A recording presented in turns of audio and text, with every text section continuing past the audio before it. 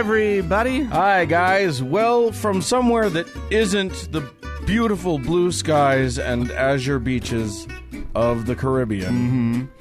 It's Thank God I'm Atheist. The podcast. I'm Frank Feldman. And I'm Dan Beecher. And coming up on today's show, we're going to be discussing... Well, we're going to talk about passive proselytization. People are going to... Look, I have been fairly bombarded recently with messages from Jesus. And he's trying to reach you, Dan. He is. He's trying so hard, and you just aren't paying any attention. You know, you're just not listening. Yeah, he's reaching out to you, Dan. It's not even just Jesus. But we'll talk about all that. I got a piece of fucking mail from the Scientologists yesterday. Oh, good Lord! Who have you been giving your contact information out to? I know. You've signed up for something.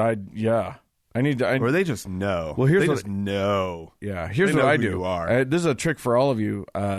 When I sign up for something new, and I know that I'm probably going to have my shit sold to other companies, I sign up, but I change my name. So my first name will always be some indication of who I'm signing up with. Do you keep a little log?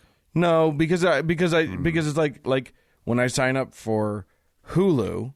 Yeah. Then I change my first name to Dulu, and then I know if I get any mail for Dulu, I know who sold it to me. That's your technique. Yeah, that's my technique. I just sign up with. So you have a Netflix account? Yeah, sure. Like it's just like whatever. If I'm suspicious that they're going to sell I just want to see how it disseminates. I want to watch it happen. So HBO. So I have signed up for like some Christian things just to get their free DVD and then cancel or whatever.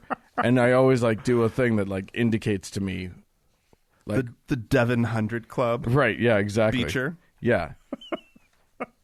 Try not to make it too obvious. I mean what I make it is Devon would be really good for the Devon 100 Club. Yeah, exactly. Yeah, anyway. All right, let's move on. Actually, let's move to our first story, Dan. Yes, please do that. The state of Massachusetts. I've heard of it. Kind of one of those states. They kind of like to do the liberal things first.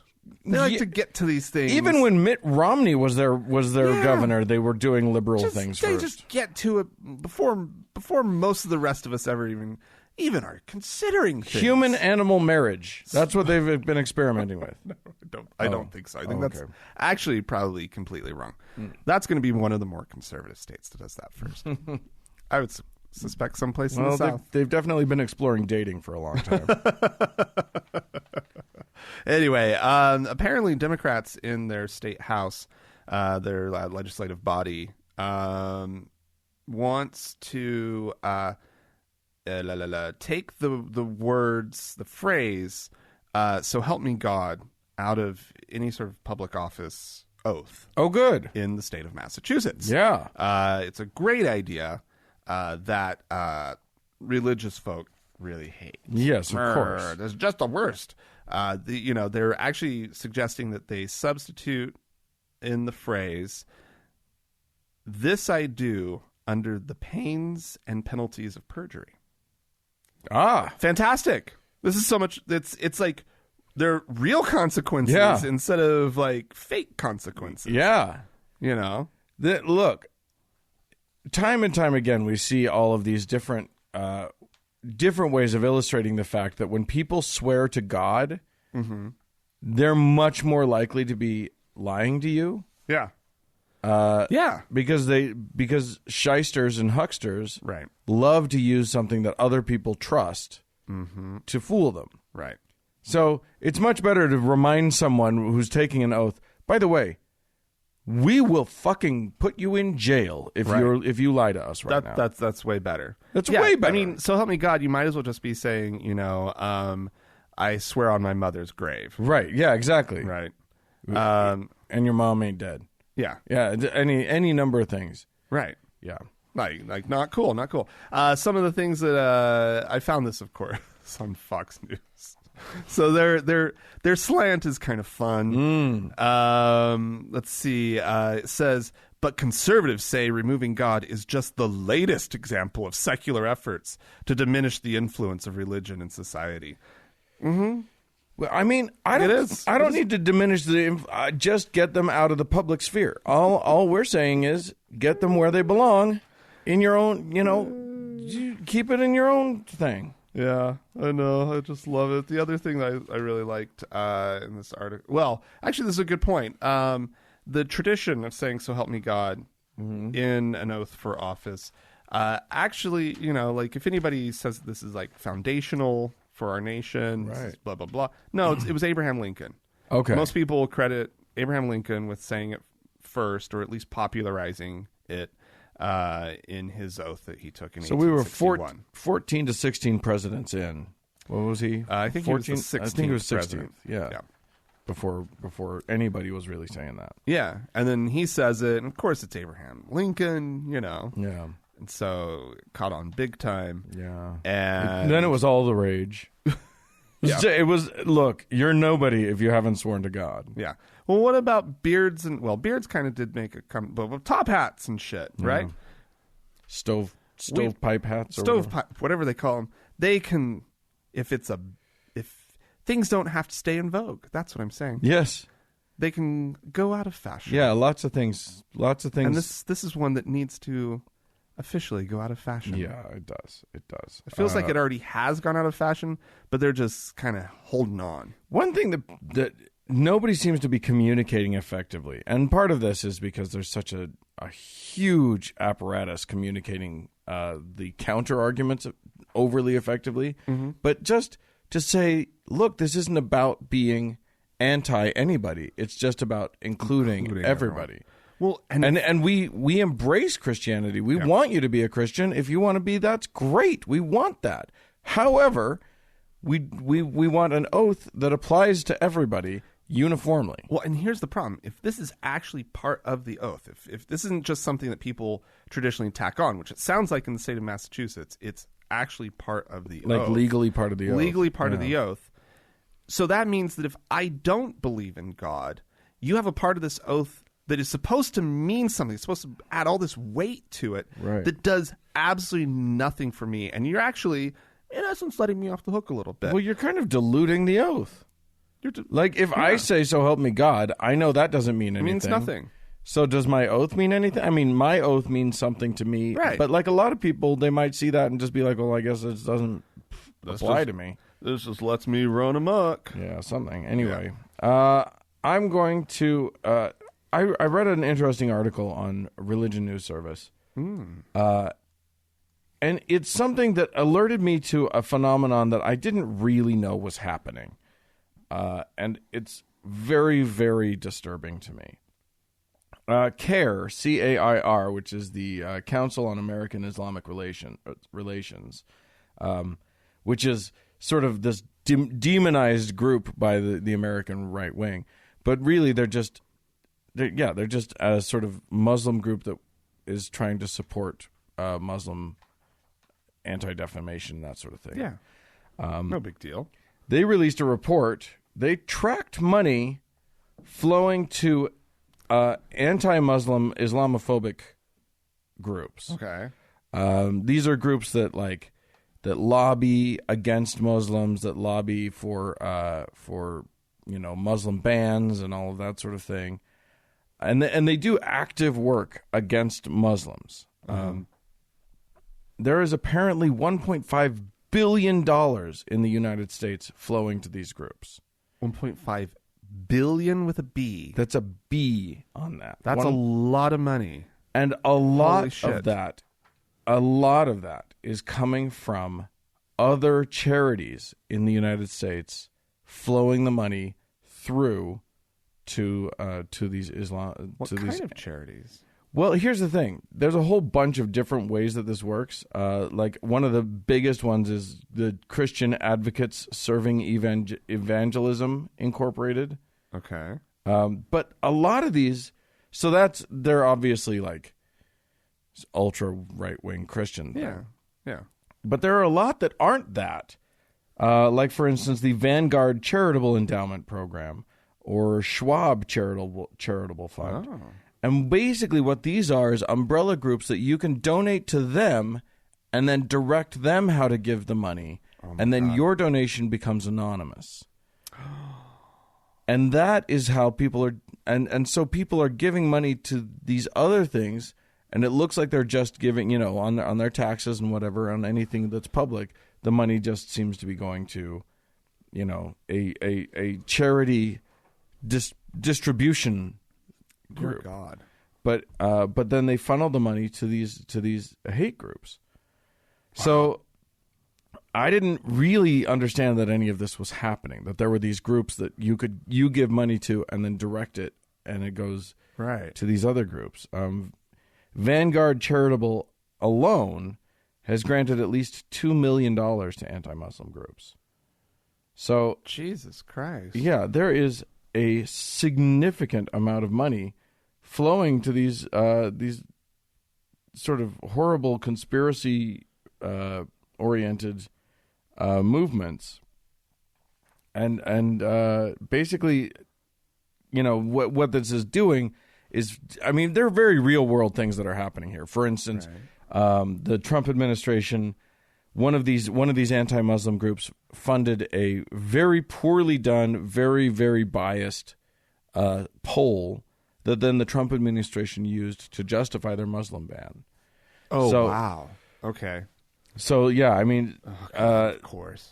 This kind of thing is, there was one group called the Clarion Project, which describes itself as an organization that, quote, educates the public about the dangers of radical Islam. Well, as we've talked about before, in the United States, the dangers of radical Islam are far lower than the dangers of radical Christianity. Absolutely. Far, far lower. Yeah. But we don't hear about that because this money is making things so much worse for Muslims in the United States. Oh my God. And around the world.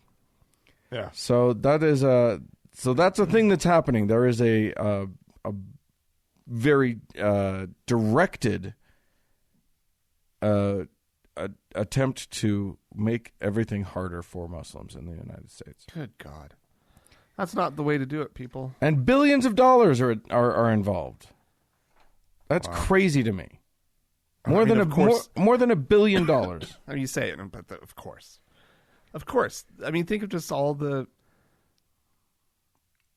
shitty, racist, Islamophobic, people out there. Yeah. Like it is a surprising number, but the fact that they're this well organized and into funneling it all, I hear it and I have my moment of shock, but then it's like, well, yeah, of course they are. Yeah. Right. Jesus Christ. Anyway. Yep. Well, I have some decent news. Okay, good. I am here for that. I am ready. I am okay. Brace yourself for some decent news. Lay it on me. It's not really like much of anything happened, and that's what the good news is. Okay, good news. Nothing happened. Yeah, exactly. There were 3 anti-science bills that were being considered or introduced or whatever in Florida. Okay. Shocking literally nobody. Well, what is shocking, though, is that they just completely died. They died. They died. They went away.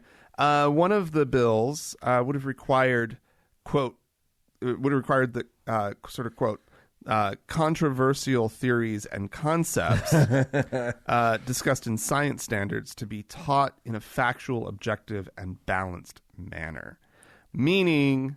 Which all sounds fine until you break the code. Yeah, exactly. And then it's like, oh, what they mean from balanced. Balanced is that key word. Yeah. Right there. Right. Because all they're talking about is evolution, and all they're talking about is teach the controversy. There is no controversy. Right. They keep using words like facts. I don't think they know what that word means. They don't. Well, I think, though, that you could say it is a fact that not everybody believes in evolution. Right? It's also a fact that that's insidious. Right, yeah. Right? But that is a fact. Yeah. It's a stupid fact. It's also a fact that evolution is only a theory. That's a fact. That's a fact. That is an absolute fact, and I feel objective about that fact right now. However, it is misleading to say it in that way and not point out. It feels very balanced, Dan. Okay, well, good. At least we got balance going on. What were the other? Well, this article does point out that there was no indication in the bill about which theories and concepts were deemed to be controversial. Right.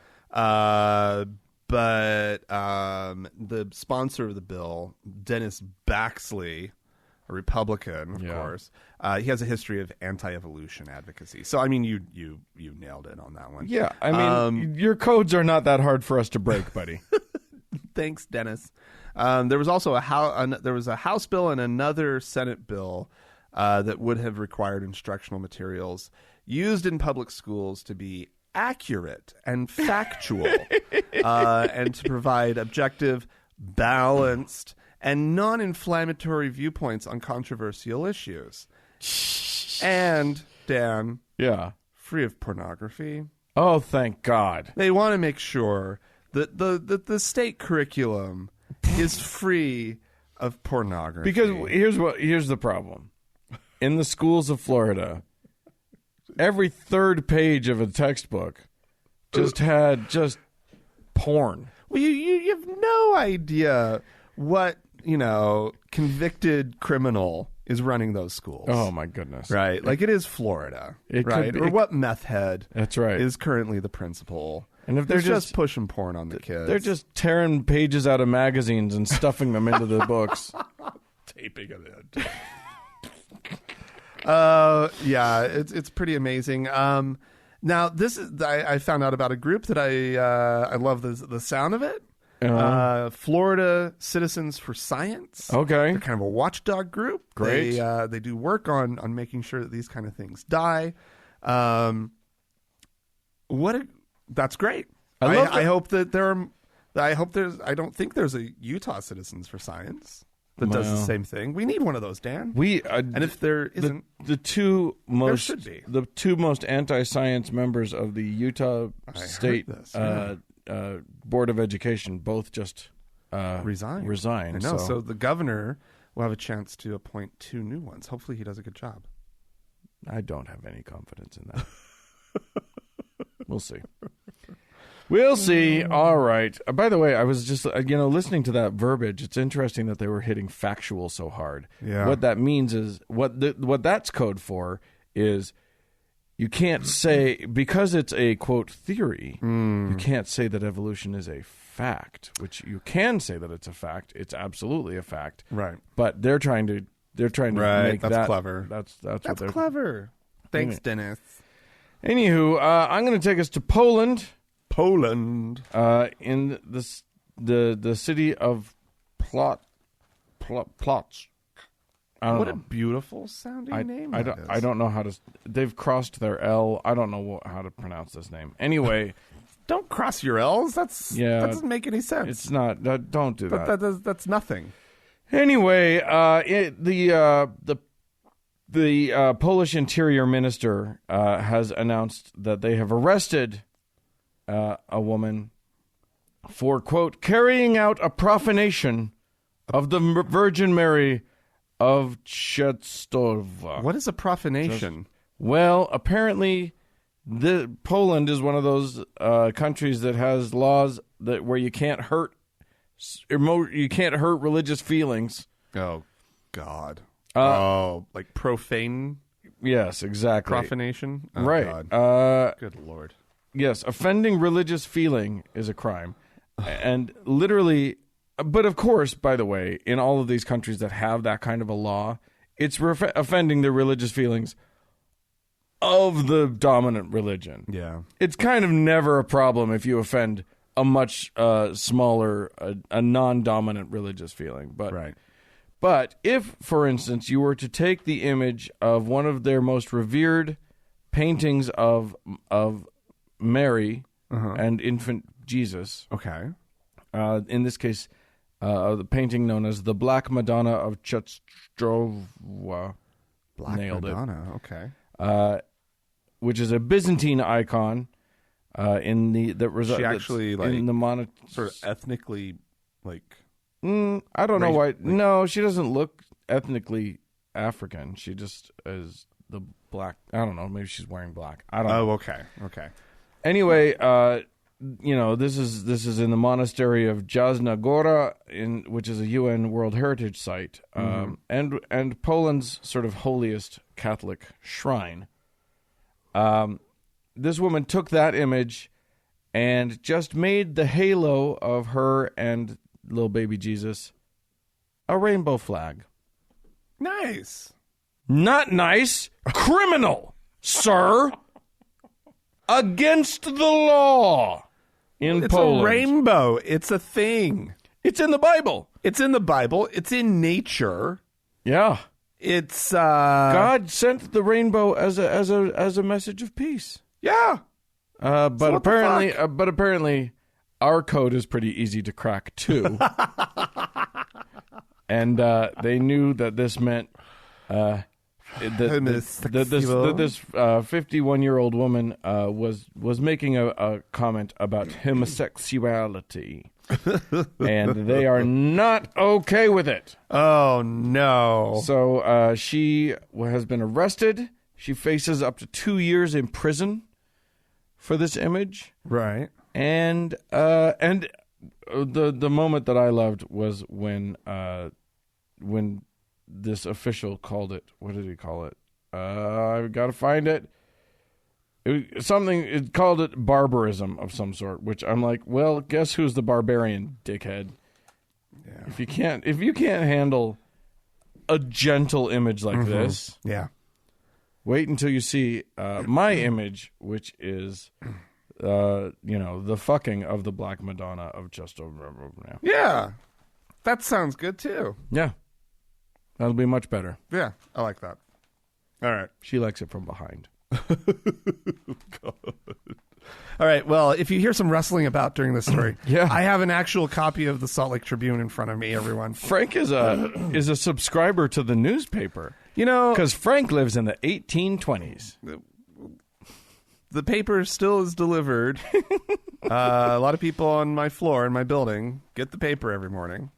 It comes, and not just the old ones. It's delivered by a boy in a cap and knickerbockers. That's true. It's charming. We require it at our HOA. Right. It's a law. Anyway, so if you hear rustling, it's the Salt Lake Tribune, which I'd like to point out. If you never have seen the Tribune or had the great privilege of reading the Tribune, these are some of the headlines on today's Tribune. This gets you a sample of like what this paper's like. Okay.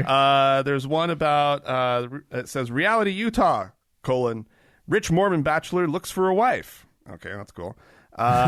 Man, this is actually, I remember this story, but man who killed a city employee over messy lawn gets life term. That's horrible. This is their big story. Humans get the blame for nature's woes. Oh, let that one sink in for a second. Wait, and then, is that like a? Oh God.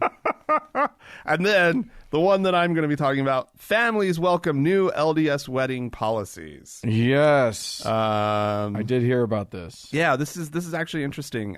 So the LDS Church has had this longstanding policy in basically any country that would allow for a marriage to take place in the temple, sort of in this secret place. Right. Then that is the requirement. You have to be married in the temple civilly. Yes. While also having your sealing done. Now let's talk about what a sealing is. God. A sealing is this Mormon idea that temple marriages, marriages performed in the temple, are for time and all eternity. Yes. Time meaning the amount of time you're here on this earth together. Mm-hmm. And then afterwards, they've sealed you for eternity. Yeah. You were married forever. Yeah. They're very excited about this fact. Yeah. And this and your kids can be sealed to you. Children that pop out of you within that seal, they're sealed to you. But if they weren't, if you weren't married when you had your kids, and then you get married, then the kids have to be sealed. And if anybody dies before getting sealed, then they're just floating around in the afterlife. Who knows what they're doing? Willy-nilly. No way to find each other. How? What? Why? Why can't we be a family in the afterlife? Because you weren't sealed. Because in the temple. Yeah, just like a goddamn balloon that's been released into the air. Just a bunch of balloons, right? Yeah, just floating away. The skies of heaven. Oh, it's just a heart. Darkened with the balloons of unsealed people. Well, nonetheless, this is a ludicrous belief of the LDS, but in countries where this was not allowed, where there's a requirement either that maybe. Like some countries, you have the actual legal marriage is like performed at City Hall or whatever sort of government office, right? And you can go do whatever cutesy thing you want to do on your own. Or there's just a requirement that it be in a public space, which of course temples are not. You have to have like this membership and card and it's secretive. Yeah. And so like in the UK, apparently there's something about must be public. And so in the UK, they would do these, they would exchange their vows separately and on the same day be able to, or within a couple days, go to the temple, be sealed, right? Well, but the requirement in the United States was if you had that civil marriage, you had to wait a year to be sealed. Right. Because why aren't you just doing this right in the temple like a person? Exactly. And so what this meant was, for members of the church who were maybe the only member of their family who was Mormon, right? When they were getting married, their parents and siblings and the whole works would have to wait outside of the temple while the marriage is being conducted. Not see the ceremony at all. Not see the ceremony. Not see their child exchange vows with the person that they love. Right. Et cetera, et cetera. And that was that. And so there was a lot of hard feelings about this. A lot of people were excluded. This article, I might, if I get a chance, share a couple of the examples. And they have some stories in there that they're actually harrowing, from people who were excluded or even Mormons who had to exclude their family members and what that meant to them. Right. Well, and it's also, horrible. It's absolutely horrible. There's also this thing of if you're LDS and you for whatever reason you've gone and confessed to your bishop that you did something wrong. Yeah. One of the things that may happen to you as sort of punishment or as penance for this is that you could lose your temple recommend for a year or something like that. Yeah, absolutely. And if that happens, if your temple recommend has been revoked and then your daughter decides she's going to get married, right? Suddenly everybody knows your business. Right. Everybody knows that you're not allowed to go into that joint. Well, and there was this other thing that this also ties into, which is a lot of people would consider, like if they had a lot of non-Mormon family members or non-temple worthy family members or whatever, where there was somebody really important who was being excluded, they would consider, hey, why don't we just do the civil ceremony? Yeah. Right. And then in a year we'll get sealed. No harm, no foul. Right. Right. And but the little tricky thing here in the Mormon psyche is they know that all the Mormons around them are going to be going, why didn't they have a temple ceremony? Right. And you just sort of described this situation of somebody who's repented for something. Right. So they're unworthy. Yeah. Right. And now everybody in the community might, even though they're perfect, they just want to have their parents, their fucking, wedding. Right. Or or their favorite uncle, or their favorite uncle, whoever. They just want to have their loved ones with them on their special day. Right. And now they know that there's all these like. Buzzing Janice about. Is she's a slut. Wait a minute. Are you accusing Mormons of being gossips? Yeah. How dare you, sir? I absolutely am. How dare you? Let me just look through here. Some concerns from on high. They do not want these new civil ceremonies that are going to be happening to be out of step with sort of Mormon the tone of what a Mormon marriage or wedding ceremony should be. Wait, we still want to say in how boring your wedding is. They want it to be simple and dignified. Oh, shut up. So fuck you. Have you met Mormons? They don't do dignified. Have you met a Mormon? What they will want to do is, you know what would be so much fun is if everyone in the wedding party, if we choreographed a whole dance and we'll just do that thing where it looks like it's just going to be us coming down the aisle and then suddenly Uptown Funk starts playing and we've got a whole like coordinated dance thing that we do and oh my God, that'd be so fun. Now what's interesting here, they wouldn't say oh my God, by the way. My gosh. Yeah. Oh my golly. Oh my heck. So, but here's some interesting things. They're still saying that marriages performed in the temple are sort of the best. Oh yeah. This is what you really want. Oh yeah, there's an order, there's a hierarchy. If you don't have these concerns, then you should not be doing a civil marriage first. Right. The best is just to do it all at once in the temple. Right? So this is problematic because obviously, and they know what's going to happen. They know that the new thing is going to be all these Utah County women, young women, wanting to finally get to do a real wedding, right? Because they don't get to do that because Mormon weddings, not only are they like secret and in the temple, they're boring and you have no say over how they go. Exactly. They're literally like scripted out for you. Yeah, you're not getting to pick the person who marries you, this, that, and the other. Right. And so there's going to be a lot of just cold water being poured on the hopes of... Oh, no. That genie's out of the bottle, baby. You are not going to be able to get a cork back on that one.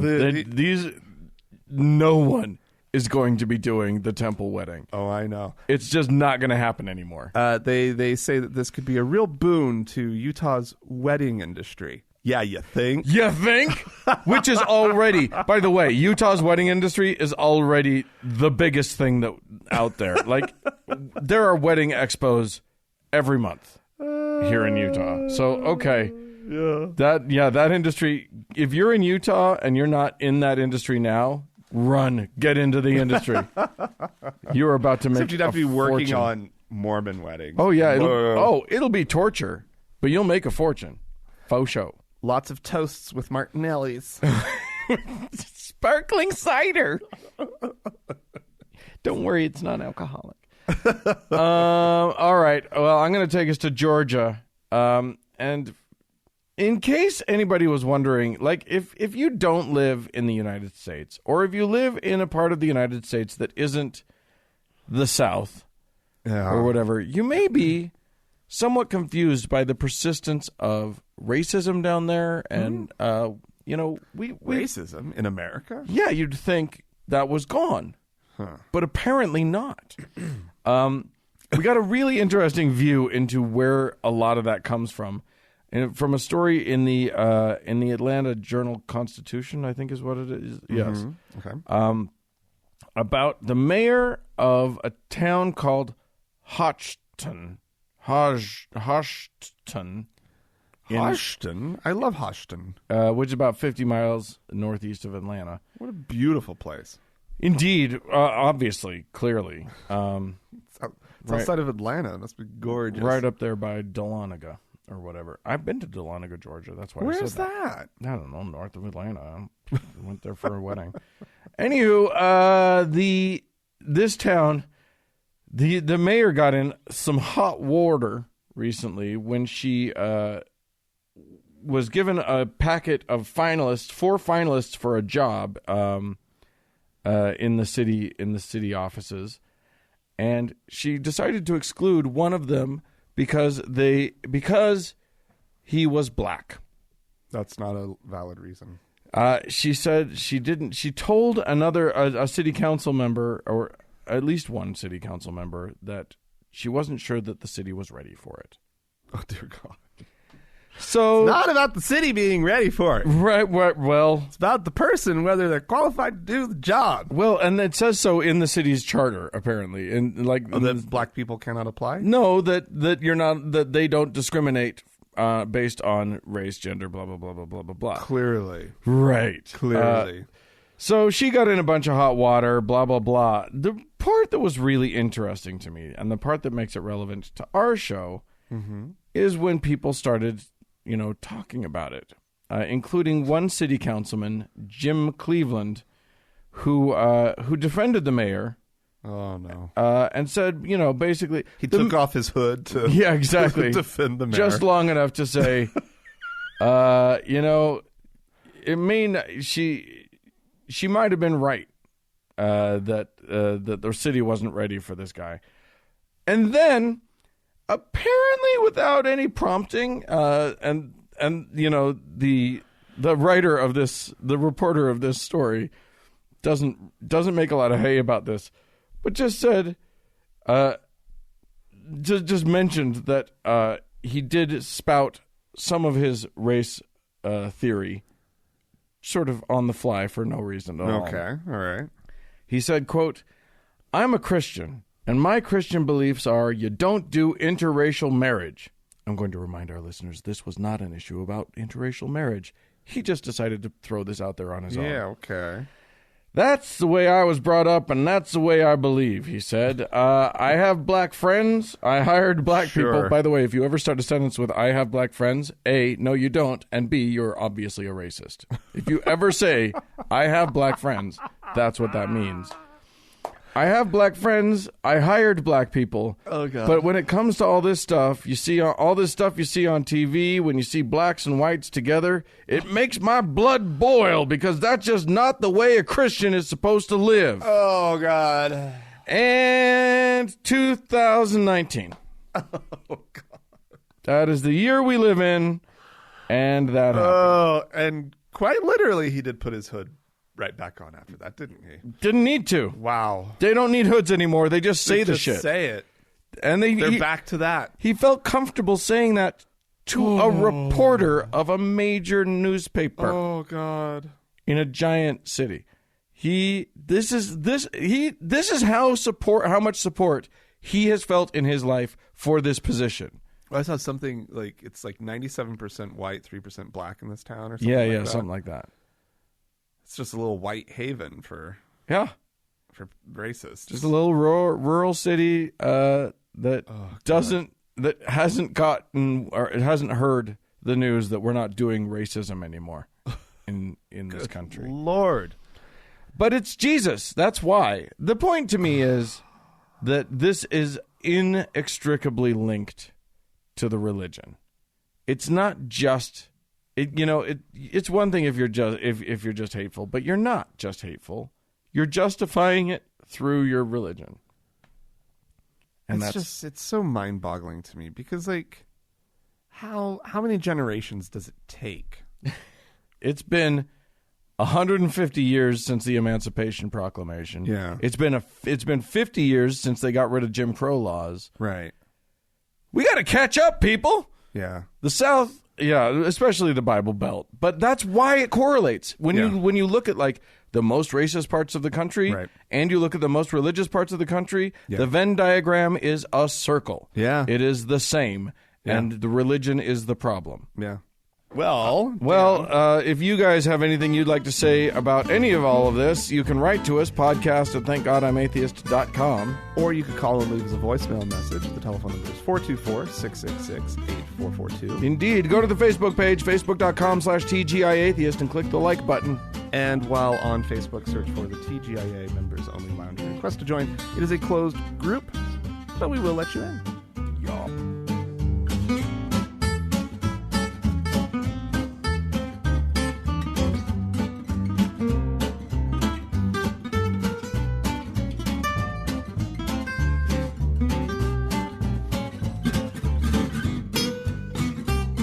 Hey, Dan. Hey, what?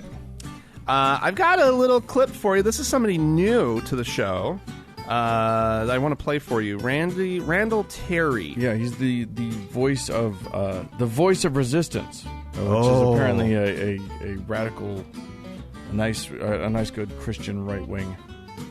Okay. Is that what the R in RV stands for? Is radical?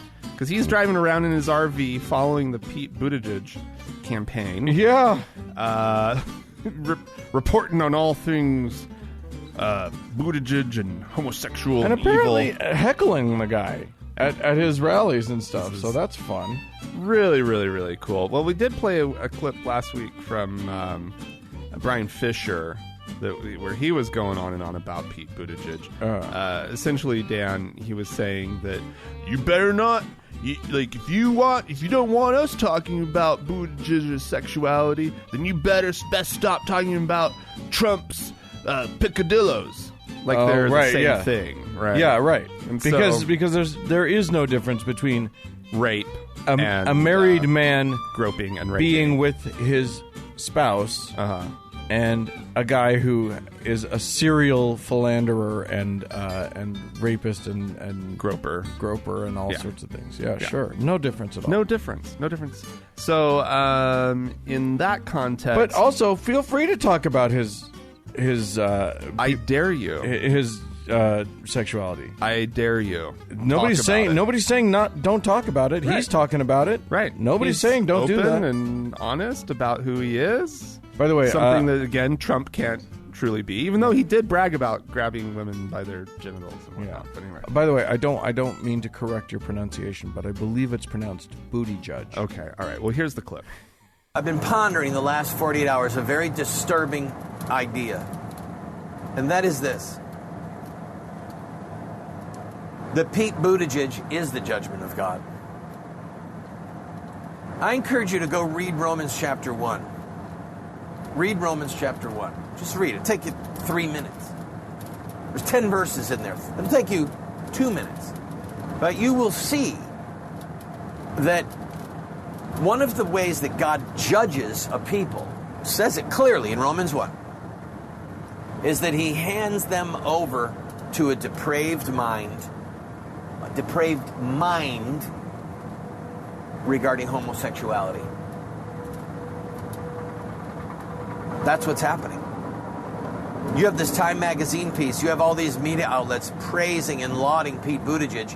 Barney Frank, a flaming homosexual who used to be in Congress, had the integrity to say, if Pete Buttigieg was not gay, he would not be getting this coverage. He's getting this coverage, he's getting this money specifically because of ways that he has sexual intercourse with another man. That is his defining attribute. And the fact that people are praising that and praising him is in and of itself a judgment. Read Romans 1 and see the stages of judgment that happen and how this, what we're seeing, experiencing right before our eyes, is a part of how the scriptures declare that the judgment of God would come. Friends, we're in trouble. We're in deep trouble. We're in trouble. Right here in River City. With a capital G, and that rhymes with P, and that stands for gay. Anyway. Yeah, well, yeah, so, oh, God, yeah, like we were saying before the clip, please talk about his sexuality, because, like, excuse me, because you were making a lot of assumptions here, sir. Right. And also, like, I don't think about the deplorable things that you do with your wife. I assume he's married. Yeah. I don't know that somebody would marry this man, but surely he's married to be so self-righteous. Yeah. Right? And Christian. I don't think about those disgusting things, but you can't help but think about two men and what they're doing. And it's disgusting. Yeah, you're but you don't. But here's the deal: you don't know that these men, maybe they're asexuals. Maybe it's possible. We don't know if they're having sex, but they are homosexuals. They are. And who cares what they do in their bedroom? And they keep saying it out loud. I know. That's the real problem. Like really that. Like that flamer Barney Frank. You guys remember Barney Frank? That flaming homosexual, outrageous. Just with a boa on constantly. Walking through the halls of Congress in drag all the time. He looked like, what was it, Men on Film, essentially. Little tiny hats on the side of his head. Oh, my goodness. As a sketch, doesn't really age all that well. No, but it's still funny. It was fun. Oh, God. We can have a sense of humor. By the way, just so you know who Randall Terry is, he founded an anti-abortion rights group called Anti-abortion rights? Well, like against the right to have an abortion. Anti-abortion rights, not anti-abortion. Right, okay. Probably both. Why I heard it that way? Probably both, but he founded this group called Operation Rescue, which then proceeded to split with him and now considers him too radical. Oh, dear God. That's who that guy is. Well, he is driving around an RV, heckling the most adorable presidential candidate we've had ever. I don't care what your feelings are politically, but this guy is literally spending his time going to yell words like Sodom and Gomorrah at a political rally. It was bound to happen. Grow the fuck up, dude. It was bound to happen. This is par for the course. Yeah. This is what it's I guess surprising a little bit to me that it's happening so soon. They must really consider Pete Buttigieg to be a real threat and contender. Yeah. Because it's amazing. Anyway. There you go. All right. Anyway, we had some folks write into us, so let's just get to that. Mark wrote in and said, love the pod, listen every week. One minor correction for the guest you had on regarding pilots. Oh. Now, when Chris was on last week, thanks, by the way, Chris, for filling in. Appreciate you. He talked about pilots not being able to take SSRIs, not being able to take antidepressants or mood stabilizers or whatever SSRIs specifically are. Yeah. Mark is apparently an airline captain, but also volunteered for years for the aeromedical chair as the aeromedical chair of his pilot group's union. He says, one minor correction, pilots can take SSRIs and other depression meds. Pilots can also be drug addicts and alcoholics. Well, just not actively using or taking while Right. They can take hormone therapies like testosterone. They can have sleep apnea. They can have blood clots and heart attacks and a host of other issues. The key is that everything is documented, reported, monitored, and treated, and that the treatment does not cause additional safety risks. The FAA realized a long time ago that prohibiting pilots with certain health issues means pilots will avoid getting diagnosed, hide their diagnosis, or not treat their issue. Right. Which is more dangerous. Yeah. Which is a lot more dangerous. And yes, the FAA apparently does allow that now. So that's good. Yeah. As long as it's monitored well. And, I approve of that. He of course listed a bunch of other things. Right. But there you go. Hi, Frank and Chris, and then Dan in parentheses. I think Chris needs to be in the parentheses there, but that's okay. Thanks, Phil. Well, maybe they're responding specifically to something we talked about. Right. Well, so this is Phil, who says, I remember listening to your show in 2016 and hearing a pre-show Trump ad that was spliced into the show. Yes, that's right. That did happen. It was not our choice. Yeah. He said, knowing how ads work, I remember laughing and thinking, well, that was Trump campaign money wasted. Yay. I also remember you may have possibly lost some listeners who might not be as ad savvy. Here's the warning. In this episode, my Colorado podcast region received an ad for a Christian investment ad from the Lutheran Thrivent Financial. Quote, can your faith inform your financial values? Short answer, yes. You may again remind your listeners that this is not an ad from you, that your show controls. And so, yes, I did want to thank you for bringing that up. We also had another person write into us about the placement of the ads, we've recently switched to a different company is now disseminating by no choice of our own. By the way, the company we were with was bought out, right, by a new company, and we're not going to say anything bad about either of these companies. We're just learning. We're learning the interface and everything. The interface is not exactly what one would want it to be. So for ad placement, everything else about it works splendidly. But I've had some difficulty placing the ads specifically where I want them. Yeah, and it kind of sometimes has a mind of its own. Right. So if you've experienced I might need to switch browsers or something, but it's definitely not working with my current. Yeah. If you've experienced what Amanda experienced, who she said she was listening and heard a thing about the Sri Lanka attacks, and we were saying, what is it, 300 dead, 200 dead? Oh, it's 200 dead. And then suddenly she heard, let the good times roll. So not ideal. That was not ideal. Oh, God. Anyway. God. Sorry about that one. So Jesus. Yes, do know that we don't choose the ads. The ads are placed by another company. Mm-hmm. Yeah. And kind of for the time being, well, I'm going to be trying a couple different things out. Yeah. To kind of But if you can bear with us and forgive some awkward moments. Some awkward Sorry things, about that. we'd appreciate that. Finally, Andrew wrote in, hey, Frank and Dan, I could use a little advice. My very Mormon mother-in-law forwards emails from family members, usually my wife's cousins, who are out serving missions. These emails are so nauseating, I can't even stand seeing them in my inbox. Oh, boy. I very politely asked her to stop forwarding them to me. In response, she said that they are just forwarded to the whole family, which I am a part of, and that there is no pressure to read.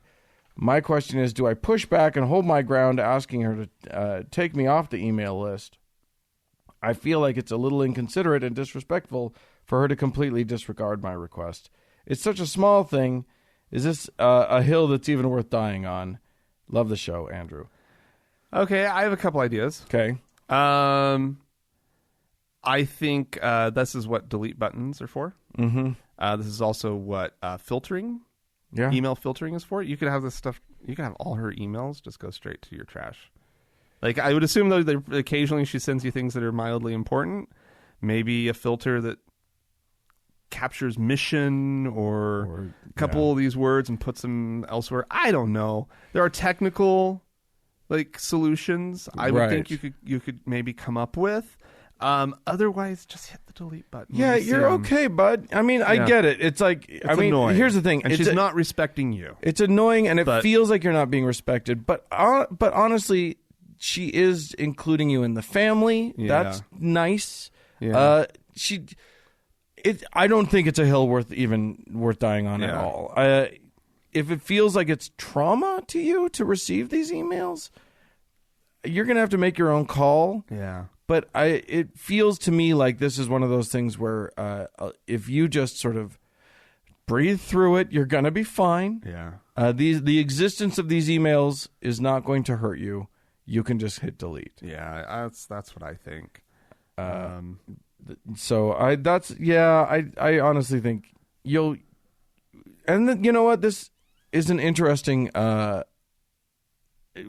segue into what we'll talk about towards the end of the show. Yeah. So listen to that, and maybe we'll come up with some more stuff. Yeah.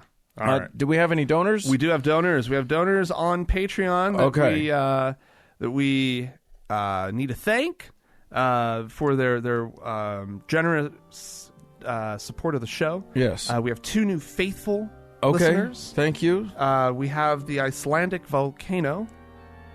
Okay. Right. Yeah. With all the... You're not going to attempt to pronounce it? Not even going to try to do it. It's just the Icelandic volcano. Okay.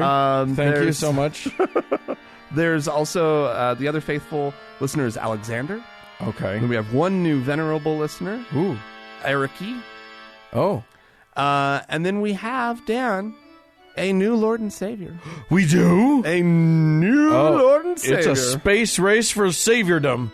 Josh. Okay, Josh. Well done. You are you're winning at being our Lord. And I am going to say this to anybody who was any of the former Lords and Saviors. Yeah. You're going to have to really go for it. Oh, really? Josh went for it? Josh is our all-time highest donor. Okay, we'll see how long that lasts. Per episode. Because we have people who've been with us for a long time, and their generosity is over the course of the years is amazing. Right. But as far as single episode, Josh takes the cake. Okay. Well, Josh, well done. Keep it up. I encourage you, Josh. Be Lord and Savior for a while. Sit in that throne Enjoy and it. just wiggle your butt around in it a little bit. Let it settle in. Get used to it. Man. Yeah, enjoy all right. that. Well, all these good people, they went to our website, thankgodimatheist.com, and clicked on the support tab. Yes. That's how you get to our Patreon campaign, where you can select your level of support and also the level of thanks that we give you. Yeah. There are some things that you get. You can get a weekly. We do a weekly bonus content. Mm-hmm. You can get a hat. You get a Pope hat. If you come in at the Pope level, you get a hat. You can gain access to an ad-free version of the show. Actually, all supporters on Patreon receive an ad-free version of the show. Yeah, as part of their thanks. And then, of course, if Patreon is not your cup of tea, there's also a link on our website to go over to PayPal. Yeah, that's also another completely viable way of supporting the show, and we appreciate all of our supporters. Yes, so much. It is how we continue to do this.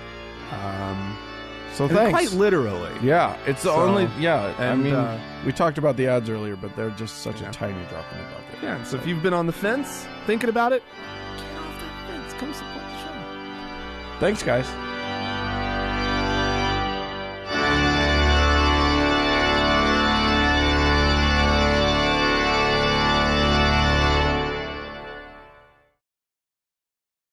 Dan. Hey. Hi there, Dan. Hey. Hey, Dan. Listen. I have traveled of late. And many of my... So I just got back from the Caribbean, or the Caribbean, whichever one... Are both acceptable pronunciations? I don't care. But I've used both today, right now, just now.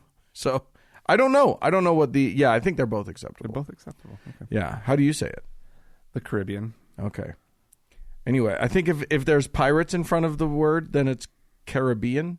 Pirates of the Caribbean. That's true. So... Pirates of the Caribbean? That doesn't sound right. That doesn't sound right to anybody. There's no ear off of which that didn't... Ping! That's funny, actually. So anyway, there you go. We didn't encounter any piracy that I know about, but one thing that I encountered a lot of, because I took a lot of taxi cabs while I was around on the various islands of the British Virgin Islands and American Virgin Islands, U.S. Virgin Islands. So many Virgin Islands. All of the islands with virgins on them, and in these cabs, so often they were playing Christian music. I don't like that. I don't like it too. And at least once I considered going, hey, do you mind turning this off or whatever? But I didn't do it on this trip. But it's one of those things where I started to think a lot about sort of passive proselytization. When I was in Cincinnati recently, I was in a Lyft, and the lady had it was a minivan, and she had a little Tupperware next to her driver's seat with flyers for her church's Easter celebration. Okay. Available, facing back, so that all of her fares, all of the people that she drove around would see it. Right. And it's one of these things where it's just a fact of American life. It's a fact of life in many places where people are going to passively. They're not going to engage you with it, but they're going to sort of bombard you with it. It's just going to sort of be around. Just yesterday, I got a mailer from the goddamn Scientologists. Oh, yeah. So it's like, this thing is happening out there in the world. Right. And how are we supposed to deal with it? Because there are lots of ways to handle this.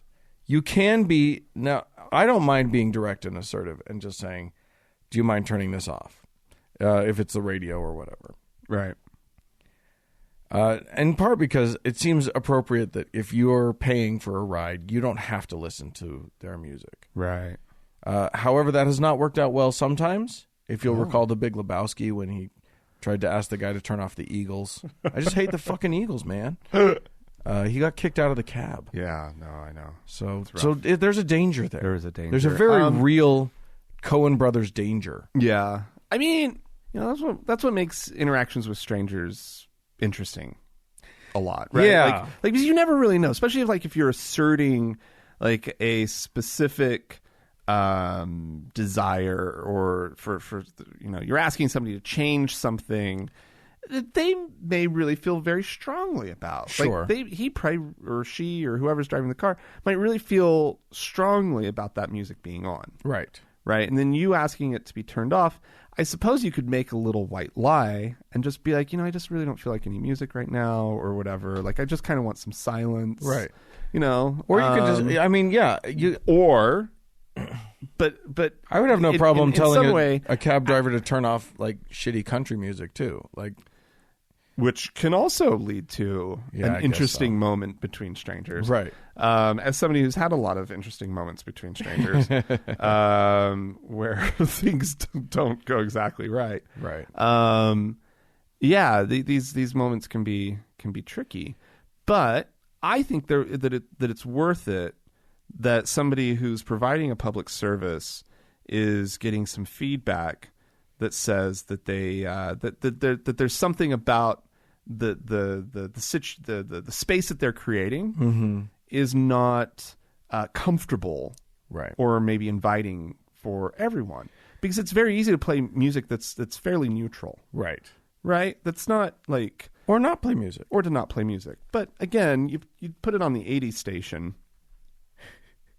Really? Nobody's going to object to 80s music. Well, but you keep the level low. Right. It's relatively inoffensive to the senses. Look, who's going to object to Aha? Everybody likes Aha. You know what I'm saying, though, right?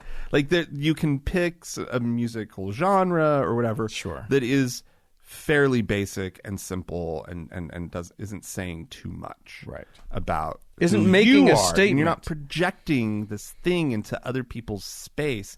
That's one thing, though, that religious people just don't get. It's why door-to-door proselytation or proselytizing is still a thing. Yeah. Right? Well, okay, so I hear inserting themselves. I hear you saying that that you can be doing future passengers a favor by asking them to turn that off. I think there's potential for that. Yeah. Maybe. But if they could also, especially if they're like a Lyft driver or an Uber driver, they might kind of see it as their like thing, their signature, their calling, in fact.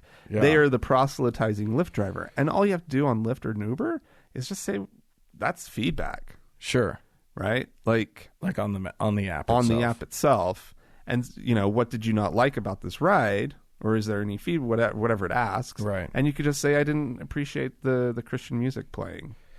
Yeah, I mean, that's an interesting thing to do. The one thing that I think I don't advocate and I don't think is okay is to be a dick. Is to be mean or to say something, to attack. Yeah, absolutely.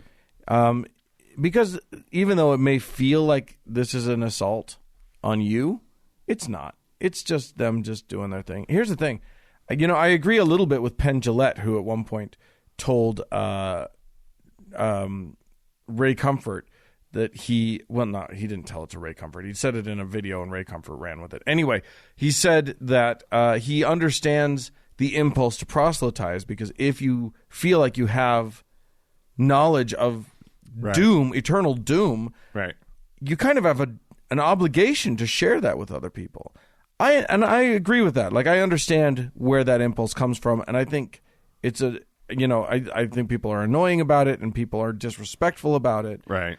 But it's it's sometimes coming from a place of like genuine concern. Right. So I don't know that being a dick about it is all that useful.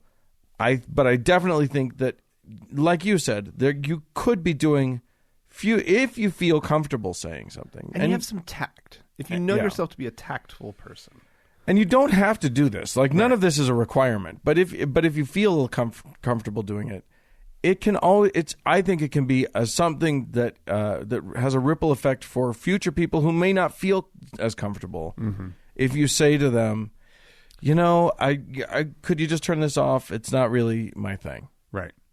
Yeah. And that, something as simple as that, you're not being rude. If they take it badly, that's their issue. Right. That's not you. And then you're justified in leaving a 1-star review. Right. Or something like that. Or not tipping if it's if they push the issue or whatever, then you can that's a moment where you can just Right. I once encountered a racist cabbie who decided he was going to say some racist things in the cab. And afterwards I said, I'm not tipping you because of the racist things you said. Wow. Good for you. Yeah. Good for you, Dan. Yeah, because he doesn't understand why I'm not tipping him if I don't say it. Exactly. So good for you. I appreciate it. Anyway, if you guys have, I thought I'd throw this out to the people. If you guys have encountered this or a different version of this kind of passive sort of thing, talk to us. Let us know how you handled it. Podcast at thankgodimatheist.com. Or call and leave us a voicemail message. The telephone number is 424-666-8442. Yeah.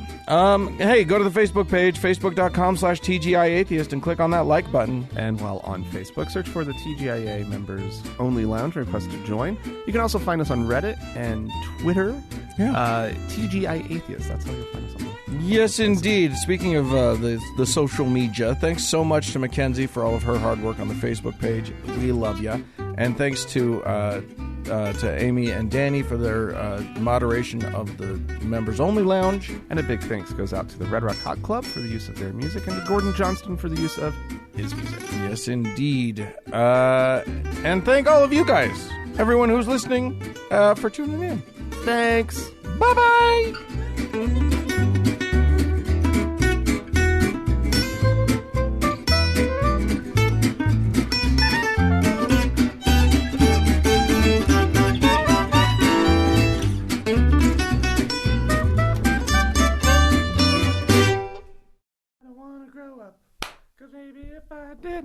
I couldn't be a Toys R Us kid. No toys, no girls, no wish, no. Couldn't be a Toys R Us kid. Wank.